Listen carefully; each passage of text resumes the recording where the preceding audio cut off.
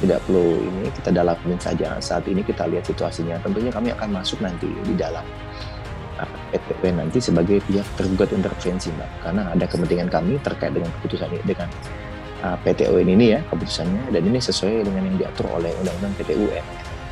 Ya, ini akan kami lakukan. Silakan kubu AHY menggugat ke pengadilan banding dan ke Mahkamah Agung. Silakan digugat. Gitu. Tapi kalau kita kalah, maka sebaliknya, kita kalah di pengadilan PT TUN, PT UN, maka kita akan banding. Kita kalah banding, kita akan kasasi. Sampai betul-betul ini inkrah. Saya tetap percaya bahwa Bapak Presiden Jokowi memiliki integritas dan kearifan dalam menyikapi gerakan pendongkelan dan perebutan kepemimpinan Partai Demokrat yang sah ini. Saya juga tetap percaya bahwa negara dan pemerintah akan bertindak adil serta akan sepenuhnya menegakkan peranata hukum yang berlaku.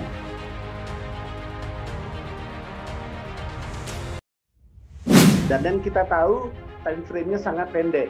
Bisa jadi nanti Partai Demokrat tidak ikut pemilu 2024. Ya apa boleh buat? Karena ini adalah perjuangan untuk menegakkan keadilan, perjuangan untuk menegakkan demokrasi di dalam Partai Demokrat. Kita tidak ingin Demokrat itu dipimpin oleh tirani, kita tidak ingin Partai Demokrat dipimpin oleh orang otoriter, kita tidak ingin partai dipimpin oleh orang-orang yang membohongi rakyat. Ini yang harus sama-sama perlu saya sampaikan, bahwa dalam melaksanakan kompetisi hendaknya tetap mengedepankan kesatria, beretika, dan bermoral, sehingga melahirkan politik yang benar-benar dihormati. Ketika keteladanan itu sudah tidak lagi kita miliki, sebaiknya kita tidak dalam posisi sebagai seorang pemimpin, sebagai seorang pemuka masyarakat. Pinggir gitu. Itu resep yang paling baik. Sebagai kontribusi kita untuk memajukan negeri kita ini. Saudara pasti marah, terhina, merasa diperlakukan sewenang-wenang, geram kepada yang berkhianat dengan imbalan uang dan iming-iming kedudukan. Ya, dari kami ya sangat jelas bahwa Partai Demokrat yang sah adalah pimpinan Ketua Umum Agus Harimurti Yudhoyono, karena Kongres 2020 itu sah dan sudah juga ada SK Menkumhamnya sesuai dengan Undang-Undang Partai Politik di bulan Mei untuk ADRT-nya dan di bulan Juli juga buat untuk kepengurusannya. Ya kan sudah melewati masa kadaluarsa menurut Undang-Undang PT UN untuk dapat digugat gitu. Ya. Sehingga kalau dari kami ingin sampaikan pada rakyat Indonesia, kami akan terus berjuang menegakkan kebenaran dan keadilan untuk melawan para pembegal politik ini. Karena kalau Partai Demokrat yang besar begini saja, ya sampai bisa tumbang oleh para pelaku pembegal politik dan pelaku abuse of power ini, bagaimana dengan organisasi-organisasi lain yang skalanya lebih kecil gitu. Ya, bagi kami ini adalah perjuangan menegakkan demokrasi di Indonesia. Cita-citanya mendirikan Partai Demokrat ini adalah menjadikan partai ini milik rakyat, milik bangsa Indonesia yang betul-betul demokratis. Itu yang ingin kami perjuangkan. Gitu. Ketika partai ini nanti terlepas dari tirani, silahkan partai ini kita besarkan secara bersama-sama bersama rakyat. Silahkan partai ini menjadi legacy, menjadi warisan bagi bangsa Indonesia. Hanya itu aja cita-cita kami, tidak lebih dari itu. Karena itu tolong doakan kami setiap habis sholat, tolong dukung kami bagi seluruh kader partai dan bangsa Indonesia.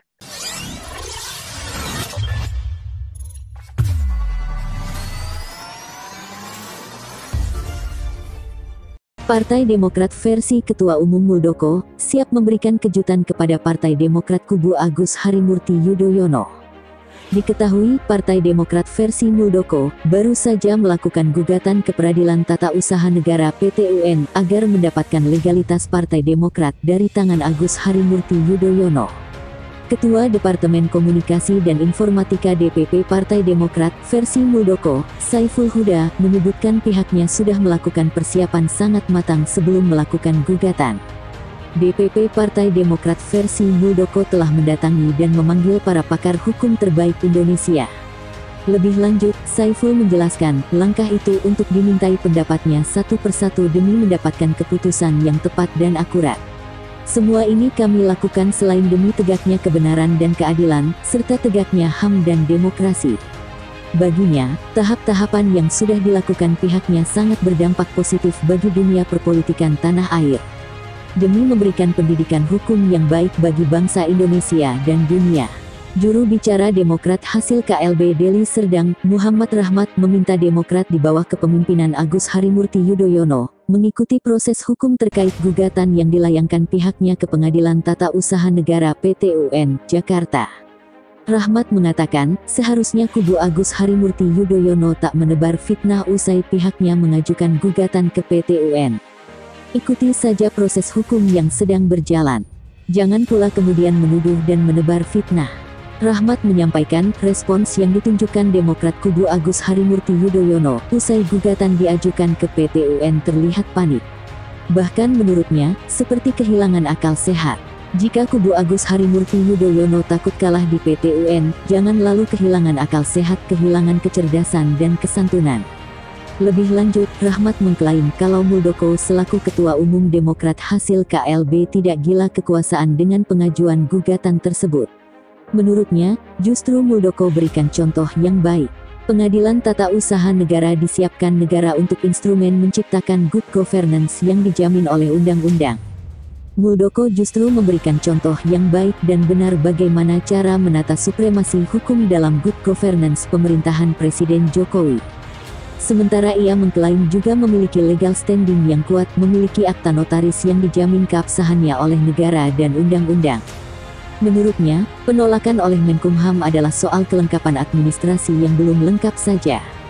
Jika PT UN nanti memutuskan kubu Muldoko yang menang dan kubu Agus Harimurti Yudhoyono kalah, maka DPP Partai Demokrat akan dipimpin oleh Muldoko, bukan lagi Agus Harimurti Yudhoyono. Itulah aturan main hukum yang harus kita hormati dan taati bersama. Kedua KLB dilakukan secara demokratis dan konstitusional mengikuti ketentuan Undang-Undang Partai Politik dan ADART Partai Demokrat tahun 2015.